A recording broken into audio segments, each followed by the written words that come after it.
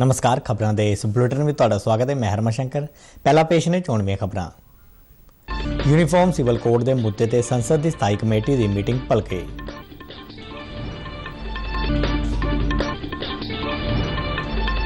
लोक सभा स्पीकर ओम बिरला ने भरोसा जताया कि सहकारी खेतर भारत को आत्मनिर्भर बनाने के सुपने को पूरा करने में मदद करेगा।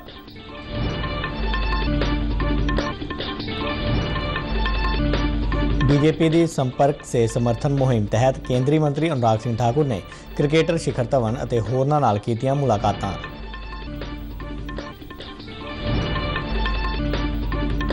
सूबे की जेल में रहे खतरनाक अपराधी मुख्तार अंसारी के मामले ते मुख्यमंत्री और साबका जेल मंत्री विचाले तिखी बयानबाजी।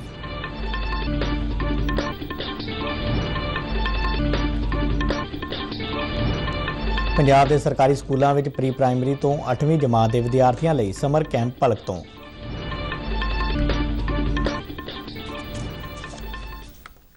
हुण खबरां विस्तार नाल। यूनीफॉर्म सिविल कोड के मुद्दे ते परसोनल पब्लिक शिकायतां कानून और न्याय बारे संसद की स्थाई कमेटी की कल बैठक होवेगी। कमेटी के चेयरमैन और भारतीय जनता पार्टी के राज सभा मैंबर सुशील मोदी ने कहा कि कमेटी इस मुद्दे नाल संबंधित धिरां के विचार सुनेगी। उन्होंने कहा कि कमेटी की मीटिंग किसी पार्टी की सियासत पर आधारित नहीं है, क्यों जो इस विच सारियां सियासी पार्टियां के मैंबर शामिल ने। यूनीफॉर्म सिविल कोड नागरिकों लिए एकसार कानून बनाने और लागू करने संबंधी एक प्रस्ताव है। यह कोड धर्म और लिंग के आधार तो इलावा बिना भेदभाव के सारे नागरिकों ते बराबर लागू होगा।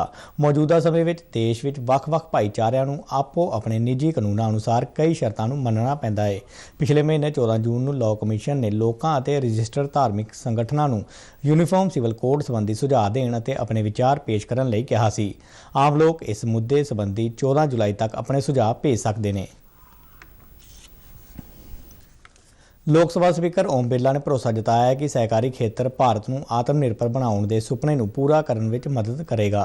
नवी दिल्ली में 17वीं इंडियन कोऑपरेटिव कांग्रेस के समाप्ति इजलास को संबोधन करदਿਆਂ बिरला ने कहा कि सहकारी खेतर भारत को $5 ट्रिलियन का अर्थचारा बनाने में सब तो वड्डा योगदान देगा।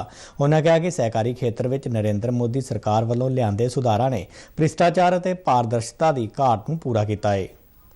जब हमारा जीवंत लोकतंत्र है और लोकतंत्र की जितनी संस्थाएं हैं वो संस्थाएं सारी की सारी सहकारिता के आधार पर है। सही कहा पुरुषोत्तम रूपाला जी ने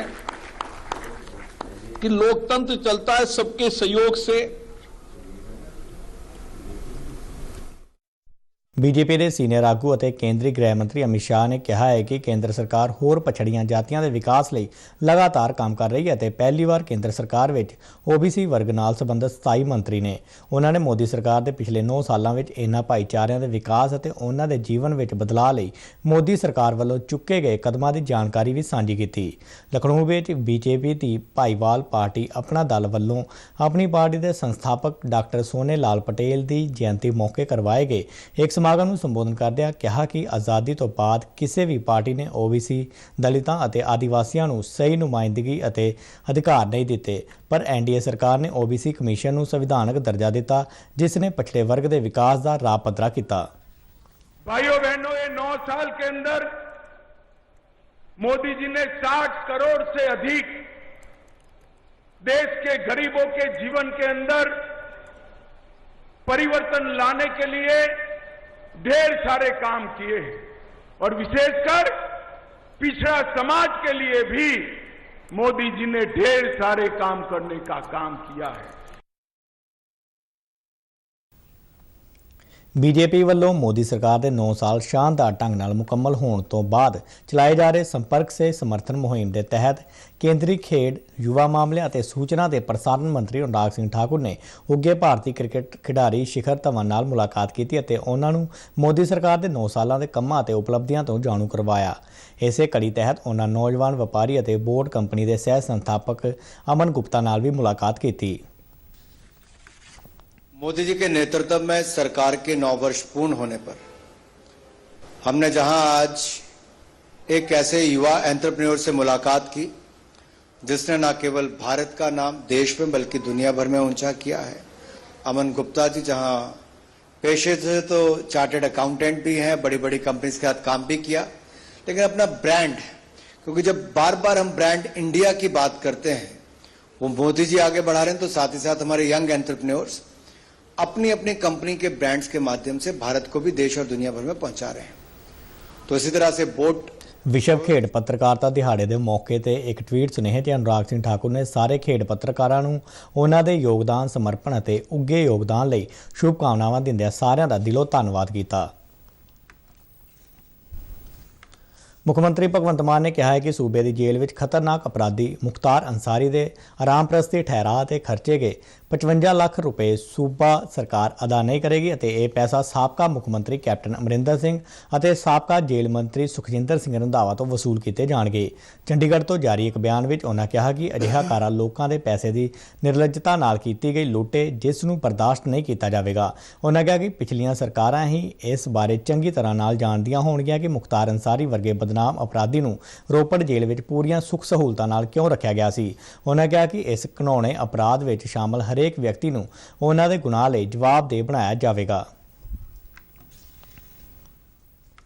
ਪੰਜਾਬ ਦੇ ਮੁੱਖ ਮੰਤਰੀ ਭਗਵੰਤ ਮਾਨ ਦੇ ਬਿਆਨ ਤੇ ਟਿੱਪਣੀ ਕਰਦਿਆਂ ਸਾਬਕਾ ਜੇਲ੍ਹ ਮੰਤਰੀ ਸੁਖਜਿੰਦਰ ਸਿੰਘ ਰੰਧਾਵਾ ਨੇ ਕਿਹਾ ਕਿ ਜੇਕਰ ਮੁੱਖ ਮੰਤਰੀ ਵੱਲੋਂ ਉਹਨਾਂ ਨੂੰ ਕੋਈ ਨੋਟਿਸ ਭੇਜਿਆ ਜਾਵੇਗਾ ਤਾਂ ਉਹ ਉਸ ਦਾ ਜਵਾਬ ਦੇਣਗੇ।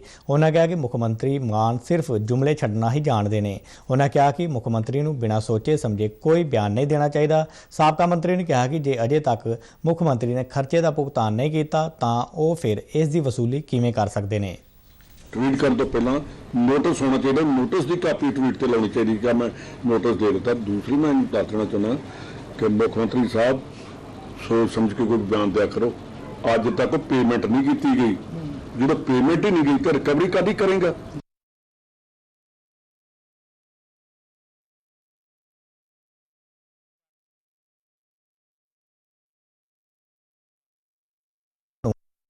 ਇਨ੍ਹਾਂ ਮੁਸ਼ਕਲਾਂ ਦਾ ਛੇਤੀ ਤੋਂ ਛੇਤੀ ਹੱਲ ਕਰਨ ਦੀਆਂ ਹਦਾਇਤਾਂ ਦਿੱਤੀਆਂ।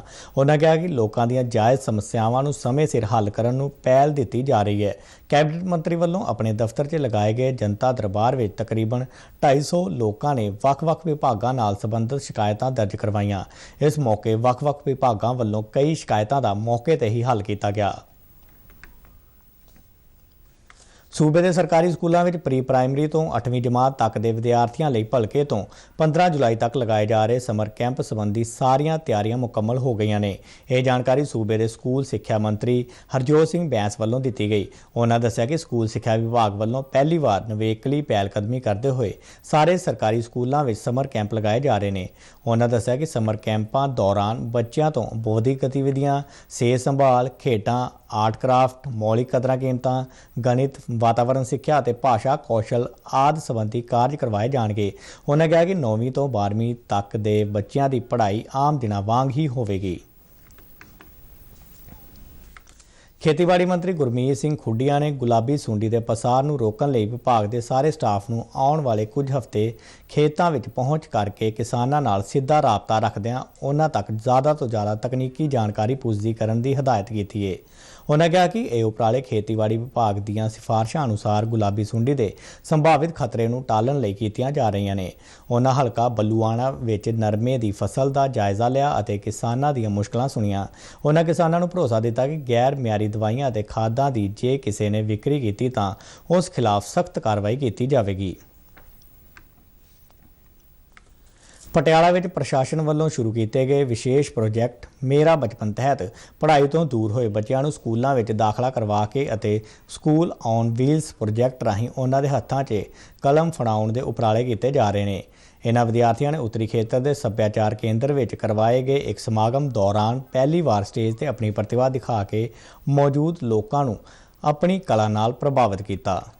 9 ਵਰ੍ਹੇ ਮੁਕੰਮਲ ਕਰ ਚੁੱਕੀ ਹਰ ਹਾਥ ਕਲਮ ਸੰਸਥਾ ਵੱਲੋਂ ਲਗਾਏ ਗਏ ਵਿਸ਼ੇਸ਼ ਸਮਰ ਕੈਂਪ ਦੇ ਸਮਾਪਤੀ ਸਮਾਗਮ ਨੂੰ ਸੰਬੋਧਨ ਕਰਦਿਆਂ ਡਿਪਟੀ ਕਮਿਸ਼ਨਰ ਸਾਕਸ਼ੀ ਸ਼ਾਨੀ ਨੇ ਸੰਸਥਾ ਦੇ ਇਸ ਉਪਰਾਲੇ ਦੀ ਸ਼ਲਾਘਾ ਕੀਤੀ। ਉਹਨਾਂ ਕਿਹਾ ਕਿ ਬੱਚਿਆਂ ਨੂੰ ਆਪਣੀ ਪ੍ਰਤਿਭਾ ਦਿਖਾਉਣ ਲਈ ਮੰਚ ਪ੍ਰਦਾਨ ਕਰਨਾ ਬਹੁਤ ਜ਼ਰੂਰੀ ਹੈ, ਕਿਉਂਕਿ ਬਚਪਨ 'ਚ ਸਿਖਾਈਆਂ ਚੰਗੀਆਂ ਗੱਲਾਂ ਦਾ ਸਾਰੀ ਜ਼ਿੰਦਗੀ ਲਾਭ ਮਿਲਦਾ ਹੈ।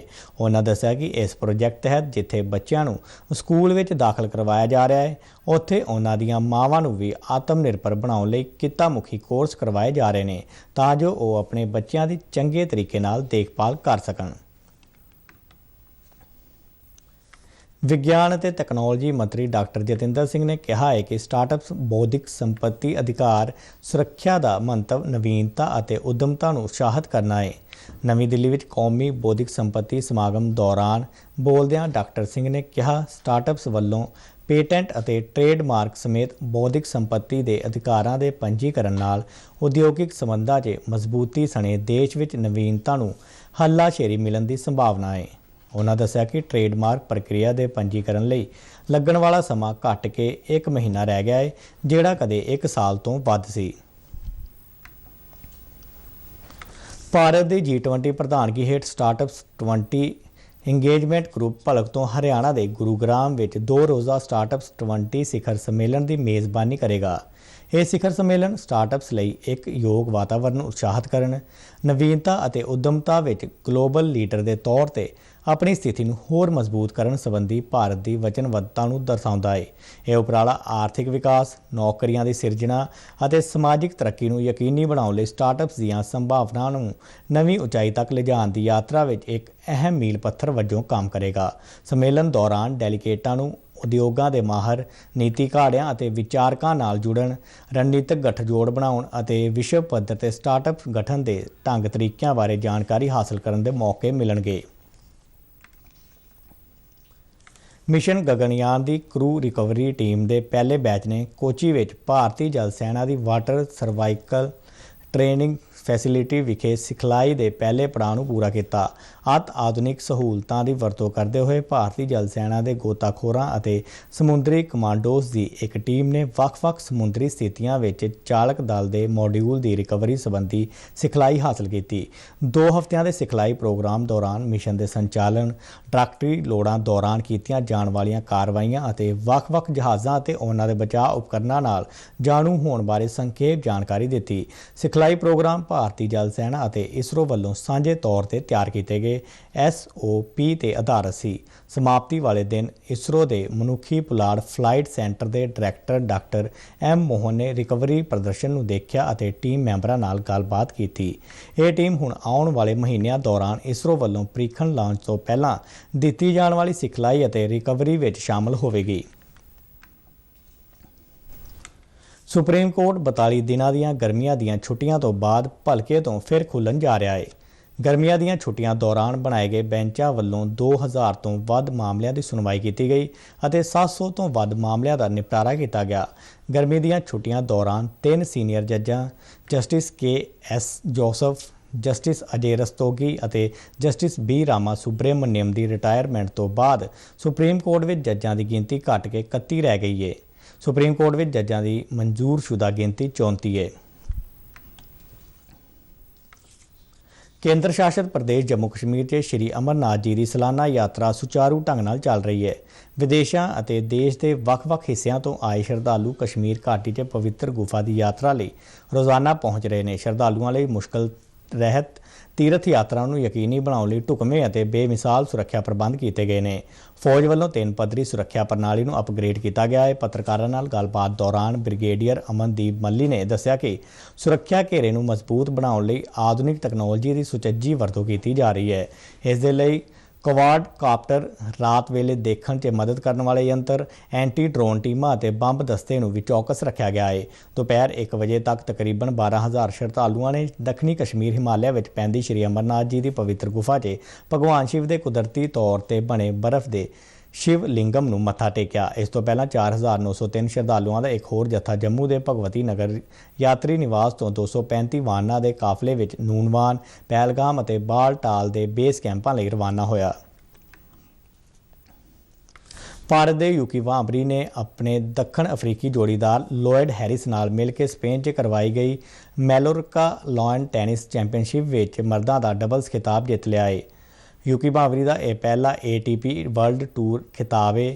ਦੋਵਾਂ ਖਿਡਾਰੀਆਂ ਨੇ ਫਾਈਨਲ ਵਿੱਚ ਨੀਦਰਲੈਂਡ ਦੇ ਰੋਬਿਨ ਹੇਜੇ ਅਤੇ ਆਸਟ੍ਰੇਲੀਆ ਦੇ ਫਿਲਿਪ ਔਸਵਾਲਡ ਦੀ ਜੋੜੀ ਨੂੰ 6-3, 6-4 ਨਾਲ ਹਰਾਇਆ। ਇਸ ਸਫਲਤਾ ਤੋਂ ਬਾਅਦ ਯੂਕੀ ਵਾਂਬਰੀ ਦੇ ATP ਡਬਲਸ ਰੈਂਕਿੰਗ ਵਿੱਚ ਵੀ ਸੁਧਾਰ ਹੋਵੇਗਾ ਅਤੇ ਉਹ ਹੁਣ ਦਰਜਾਬੰਦੀ 'ਚ 75ਵੇਂ ਸਥਾਨ ਤੋਂ 58 ਨੰਬਰ ਤੇ ਪਹੁੰਚ ਜਾਵੇਗਾ।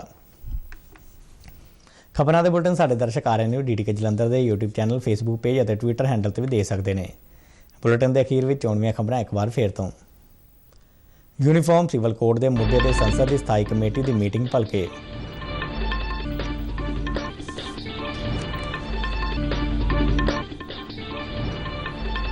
ਲੋਕ ਸਭਾ ਸਪੀਕਰ ਓਮ ਬਿਰਲਾ ਨੇ ਭਰੋਸਾ ਜਤਾਇਆ ਕਿ ਸਹਿਕਾਰੀ ਖੇਤਰ ਭਾਰਤ ਨੂੰ ਆਤਮ ਨਿਰਭਰ ਬਣਾਉਣ ਦੇ ਸੁਪਨੇ ਨੂੰ ਪੂਰਾ ਕਰਨ ਵਿੱਚ ਮਦਦ ਕਰੇਗਾ।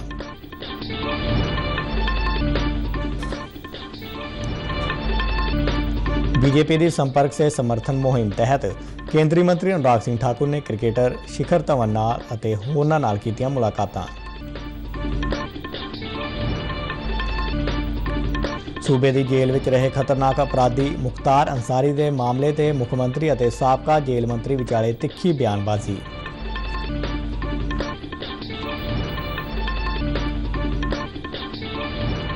पंजाब के सरकारी स्कूलों में प्री प्राइमरी तो 8वीं जमात के विद्यार्थियों लिए समर कैंप भलक तो।